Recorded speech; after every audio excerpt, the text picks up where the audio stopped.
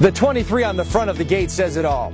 This is Michael Jordan's house. But that's about to change. On November 22nd, this legendary property, designed, built, and lived in by Michael Jordan for 19 years, will sell to the highest bidder. And we're giving you a chance to see it like never before. Time to see behind the 23.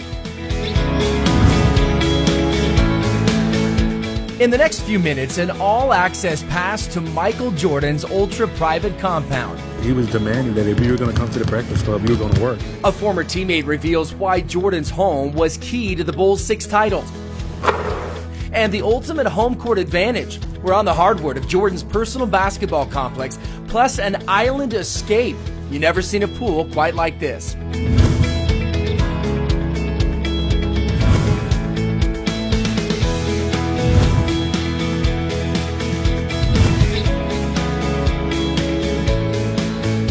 With a home this big, where do you start? Let's go one-on-one with Michael's listing agent, Catherine Malkin, and get the flow of the home. It sort of lays out so that you have living space here, office space over there, dining and kitchen. We had to stop in the dining room and show you a table that simply puts this room on the map. The table was actually made for him, and it's called the Baghdad table, so it is actually set up like the city of Baghdad, like a map grid. And all of the furnishings stay with the home. They all stay. And every room perfectly captures the light, whether it's the floor-to-ceiling formal living room, the great room, a relaxing private corner, or the eye to the sky above the kitchen table. The kitchen, which was redone more recently, is really set up so that a chef can cook here, a family can cook here. Wonderful refrigerator, freezer, wine storage space, but also every appliance you could possibly want is here. Off the kitchen, step down into the great room lined with aquariums and this oversized sectional. As you'll see, this is one of several hangouts around the home that Michael designed for family and friends. When Jordan first built this home and moved in 1994, this was an indoor swimming pool. Now look at this space, 110-inch screen, great lounging area. You've got the bar over here, and then the walls on both sides of this room completely disappear with ease. It's the ultimate in indoor-outdoor living. In fact, this sprawling patio can be accessed from 6 different areas of the home. At the center of it all, paradise, a one-of-a-kind infinity edge pool. Smack in the middle, your personal island oasis. From a design perspective, this entire section of the home plays off the views and access of the pool and patio, including the 3-bedroom guest wing. The guest house has its own entrance, but it's also connected to the house. I was worried that maybe somebody would come and stay and never leave. It's so nice. And the guest house leads you to the most talked about spot in the home.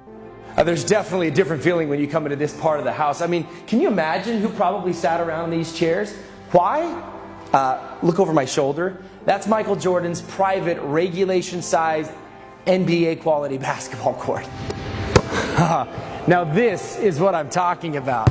I mean, listen to that sound.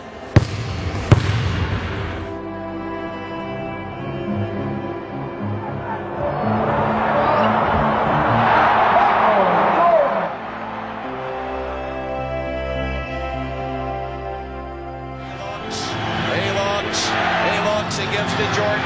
Jordan to the circle, puts the shot in the air. Good! The game's over, and the Bulls have won. Jordan beat him at the buzzer with a jump shot in the circle, and Chicago.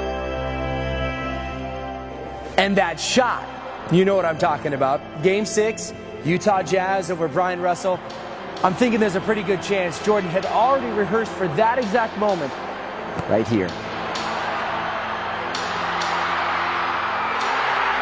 But title-clinching shots come with a price. And nobody would think that the greatest player to ever play the game will put in that much work before he gets on the court. It was amazing to watch. It was amazing to witness. Randy Brown is talking about the Breakfast Club. The current assistant general manager of the Chicago Bulls won 3 titles with Jordan and was part of a group of players who would regularly train at Jordan's home. It really started off with Michael. He and Tim Grover, they kind of spilled over to Scotty, Ron Harper, and then myself. They would hit Michael's weight room down on the lower level of the house in the mornings before practicing with the rest of the team. They were intense. But where did the name Breakfast Club really come from? The chef was there. You know, it was easy for us to go work out and then have breakfast with his chef. But things have changed since the days of the Breakfast Club. The home has seen an extensive renovation, including much of the lower level. We did the wine cellar area that's behind it, but this used to be the exercise room. Now it became a card room, cigar room, just sort of a boys' room. And you would expect if this is a cigar room and there's the humidor right over here that you would smell smoke or something that hints this is a cigar room. Nothing. So there's a system that takes out all of the air that's not pure. It just smells good. Every part of the house, all filtered out. We told you there were some amazing hangout spots in the house, and we're not done yet. Let's go upstairs to a place that very few have seen. When Jordan wasn't winning championships with the Bulls, he was relaxing around his property. This was one of his favorite spots. This is actually the upstairs library, a room that he built when they remodeled the home in 2009. You've got your drop-down screen, and take a look at this space over here. In the adjacent room, there's the pool table, and the doors to this wing, not just any doors, but these are the doors that welcome guests to the original Playboy Mansion in Chicago up until 1974. Wow.